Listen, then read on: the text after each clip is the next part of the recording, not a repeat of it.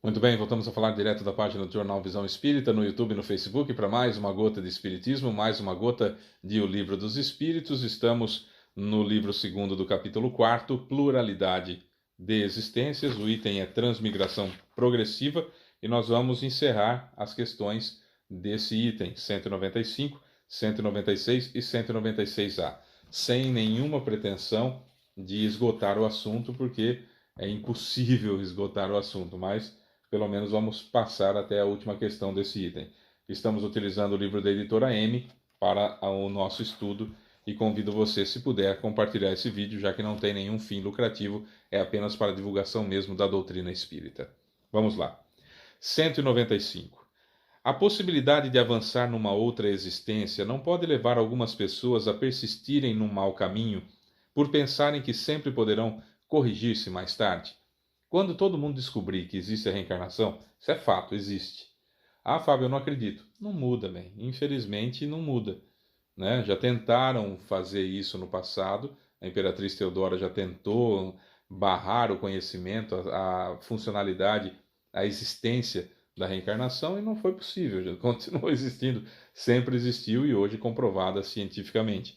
Mas, enfim, quando todo mundo descobrir que existe a reencarnação, aí, será que a pessoa fala assim: ah, eu tenho esse defeito, mas eu vou deixar para a próxima vida, não vou me esforçar nessa não, já que eu tenho outra vida? Não corre-se o risco disso acontecer? Resposta: aquele que assim pensa, em nada crê, e a ideia de um castigo eterno não iria reprimi-lo, pois sua razão a repele e essa ideia conduz à incredulidade a respeito de tudo, não acreditar em nada. Se tivessem usado apenas os meios racionais para conduzir os homens, não haveria tantos céticos. Um espírito imperfeito pode de fato pensar da maneira que dizes durante a sua vida corporal, mas uma vez desprendido da matéria, ele pensará de outro modo, pois logo perceberá que calculou mal, e então experimentará um sentimento contrário numa nova existência.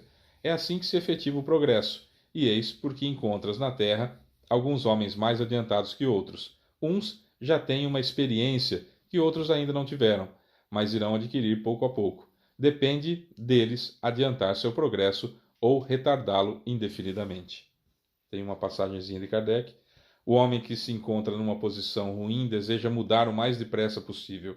Aquele que está convencido de que as tribulações dessa vida são a consequência de suas imperfeições procurará garantir uma nova existência menos penosa, e esse pensamento irá desviá-lo do caminho do mal mais do que a ideia do fogo eterno, na qual não acredita. Olha, é muito provável que existam pessoas, tanto que acreditam no céu e inferno, quanto as que sabem que existe a reencarnação, que possam pensar assim. É claro que tem. Aquelas pessoas que falam assim: ah, eu vou para o inferno mesmo, não estou nem aí, eu quero é viver a minha vida aqui, como se viver a vida fosse necessariamente essa mácula ao corpo e destruição de valores extremamente importantes. Mas, enfim, é o pensamento de cada um. Há aqueles que conhecem a reencarnação e falam assim: ah, nessa vida não dá, eu vou deixar para a próxima para me reharmonizar com fulano. Ah, eu vou, na próxima eu amo ciclano. Ah, nessa aqui eu vou aturar para na próxima não ter mais que vir perto dele ou dela. Isso realmente acontece. Porém, no entanto, contudo, todavia, quando a gente tem o conhecimento real da reencarnação, das leis de causa e efeito, aí a coisa muda. Então, o que nós vamos encontrar? O tal perigo do espiritismo que eu falo desde 1997, quando eu comecei a fazer palestras. Há o perigo do espiritismo. Qual é o perigo do espiritismo? O conhecimento superficial.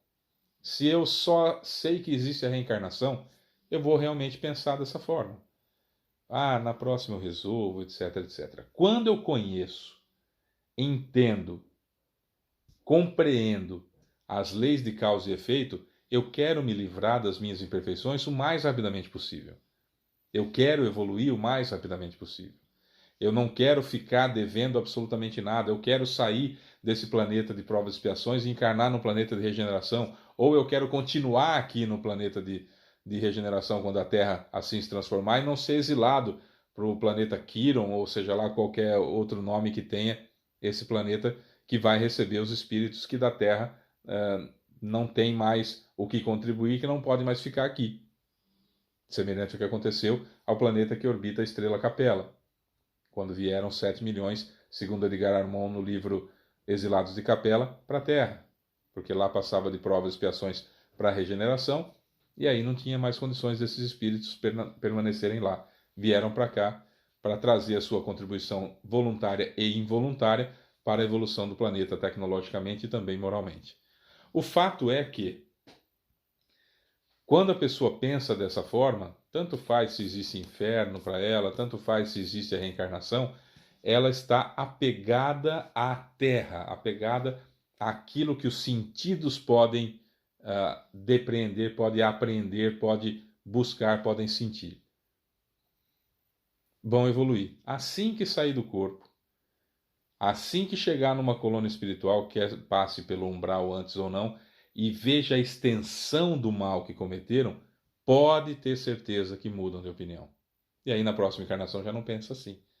Então, quem já não pensa dessa forma, provavelmente já pensou e já evoluiu, já está aqui na frente. A pessoa que pensa assim ainda hoje, vai chegar lá na próxima. É assim que as coisas vão evoluindo, que as pessoas vão evoluindo, que os seres humanos vão evoluindo. Porque quando se trata de chegar no plano espiritual, não tem julgamento, não tem tribunal, não tem absolutamente nada. Somos nós com a nossa própria consciência. Naquele momento em que eu vejo a extensão do mal que eu causei, às vezes uma situação de déspota doméstico, por exemplo, né? Que a gente falou, acho que no vídeo de ontem, se não me engano, a gente falou sobre o déspota doméstico. Quando ele chega no plano espiritual e ele vê o tamanho do estrago que ele fez, tudo que representou aquele estrago na vida da pessoa, que ele foi déspota, o que ela não produziu, o que isso refletiu nos filhos, o que isso refletiu na sociedade, na família espiritual, enfim, tudo que isso gerou é tão grande, as ramificações vão aumentando, aumentando, aumentando, que a pessoa entra em parafuso. E aí escolhe uma encarnação o mais rapidamente possível, implora por isso, porque tem muita gente na fila de reencarnação, faz um planejamento encarnatório, se joga na Terra com provas dificílimas, expiações dolorosas, para tentar reparar um pouquinho do mal que fez. Uma vez, duas vezes até vai. A partir da terceira vez a gente não aguenta mais, e é então que há a evolução. Que bom, né? 196. Do fato de os espíritos só poderem, esse termo é importante, do fato de os espíritos só poderem aprimorar-se sofrendo as tribulações da existência corporal, segue-se que a vida material seria uma espécie de filtro ou de depuratório por onde devem passar os seres do mundo espiritual para alcançarem a perfeição? Se os espíritos só podem se aprimorar encarnados, então encarnar na Terra ou em qualquer outro planeta na vida material é o único jeito de evoluir, de alcançar a perfeição? Resposta: sim, é exatamente isso. Eles se tornam melhores nessas provações, evitando o mal e praticando o bem. Mas só depois de diversas encarnações ou depurações sucessivas, eles atingem num tempo mais longo ou menos longo e conforme seus esforços, o objetivo ao qual tendem. Quanto mais bobagem a gente fizer, quanto mais tempo a gente ficar preso nas mesmas tolices, encarnação após encarnação, mais dolorida vai ser a nossa trajetória, mais doído vai ser o nosso tempo aqui na Terra e mais demorado vai ser o nosso objetivo, que é a perfeição. Isso é fato. E se demorar muito, a gente já não vai ter espaço aqui na Terra, porque a Terra vai passar para a regeneração. Se a gente está ainda na prova e expiações, a gente vai ter que ir para um outro planeta de provas e expiações e começar tudo outra vez. Infelizmente ou felizmente, é assim. E depende única e exclusivamente de mim. De mim. Fábio, eu sou um espírito que estou de boa aqui. Eu não faço mal, não faço bem, mas também não faço mal a ninguém. Esse, na escala espírita, é um espírito morno. O bem é ativo. Não praticar o bem já é deixar o mal proliferar. Todo mal que resulta do bem que eu não fiz será creditado na minha conta de infelicidade. Essa frase normalmente afasta pessoas do centro. Mas não muda, né? Você pode não ir no centro depois de ouvir, mas ela vai continuar sendo verdadeira. Aliás, é uma frase do Evangelho segundo o Espiritismo. Todo mal que resulta do bem que eu não fiz será acreditado na minha conta de infelicidade. Guarda essa frase que é importantíssima. Importantíssima. 196A. É o corpo que influi sobre o espírito para melhorá-lo,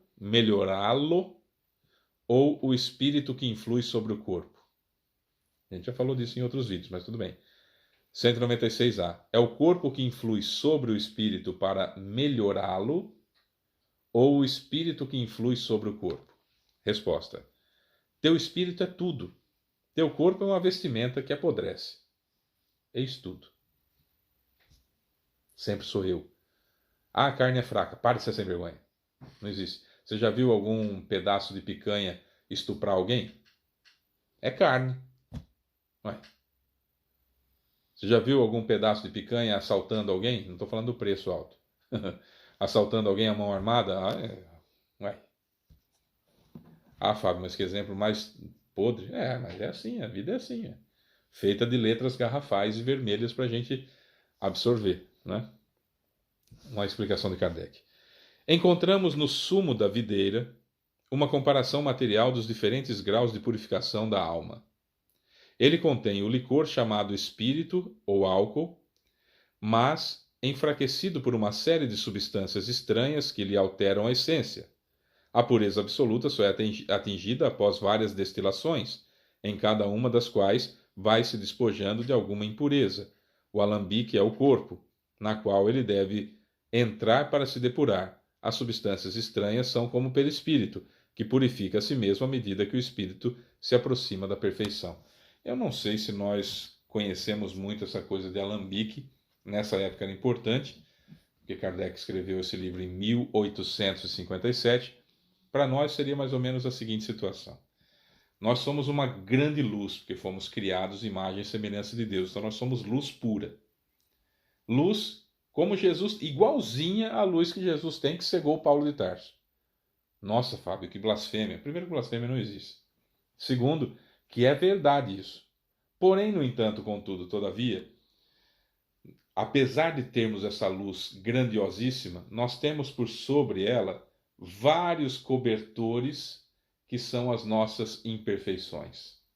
Então, se você pegar uma luz, por mais forte que seja, e colocar 100 cobertores em cima, a gente vai ver mais ou menos que tem uma luz lá, ou talvez nem veja que tem luz. Mas se tiver só 90, talvez a gente veja um pouquinho melhor. Se tiver só 50, aí a luz vai estar mais visível. E se tiver só 20, nossa, a luz vai estar muito mais visível do que quando tinha 100 cobertores. E se tiver um cobertor só, a gente vai ver a luz, não em todas suas, não em todo o seu esplendor, mas a gente vai ver que tem uma luz muito forte lá. E se tirar esse último cobertor? As nossas imperfeições são semelhantes a esses cobertores que impedem que a nossa luz seja vista pelos outros e sentida por nós mesmos. Cada vez que eu elimino uma imperfeição, é como se eu tirasse um cobertor. Cada vez que eu transformo um defeito em virtude, é como se eu tirasse um cobertor. Cada vez que eu evoluo em algo, que eu luto contra as minhas más inclinações e ganho, é como se eu tivesse tirado um cobertor.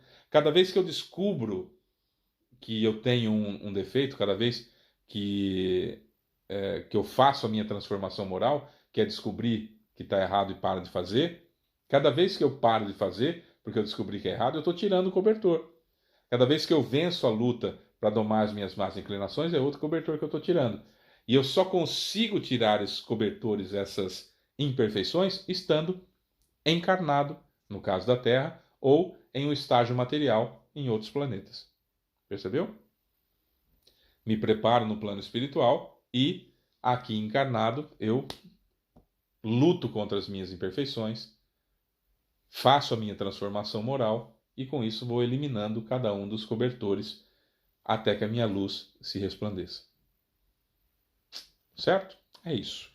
Amanhã nós vamos falar do destino das crianças após a morte. Aqui há algumas controvérsias importantes. Nós nunca falamos mal de outra religião, mas precisamos citá-las em algumas situações aqui para poder explicar para vocês. Mas isso só amanhã. Beijo para você que fica. Eu sou Fábio Pereira. Até amanhã. Tchau.